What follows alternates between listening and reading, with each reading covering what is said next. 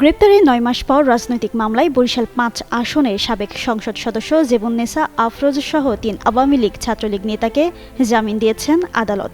মঙ্গলবার বরিশালের অতিরিক্ত চিফ মেট্রোপলিটন ম্যাজিস্ট্রেট আদালতের বিচারক তার জামিন মঞ্জুর করেন।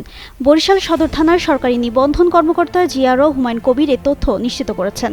একই সঙ্গে জামিন দেওয়া হয়েছে নিষিদ্ধ ঘোষিত সংগঠন বরিশাল মহানগর ছাত্রলীগের সাবেক সভাপতি ও বরিশাল সদর উপজেলা পরিষদের সাবেক ভাইস চেয়ারম্যান জসিম উদ্দিন এবং বরিশাল মহানগর যুবলীগের যুগ্ম আহ্বায়ক মাহমুদুল হক খান মামুনকে।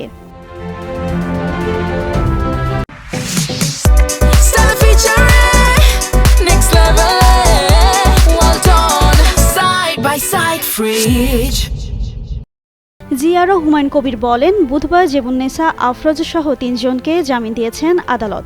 গণঅভ্যুত্থান পরবর্তী ২০২৫ সালে ১৭ মে ঢাকার বাসা থেকে সাবেক এমপি জেবুন্নেসা আফরোজকে গ্রেপ্তার করে জেলা গোয়েন্দা পুলিশ ডিবি। পরবর্তীতে তাকে বরিশালের অন্তত ৬টি মামলায় গ্রেপ্তার দেখানো হয়।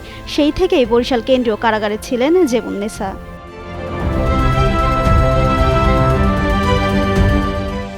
অন্যদিকে মাহমুদুল হক খান মামুনকে ২০২৫ সালের ২০ মে সকালে ঢাকার নিজের বাসা থেকে তাকে গ্রেপ্তার করে ঢাকা মহানগর গোয়েন্দা পুলিশের একটি দল।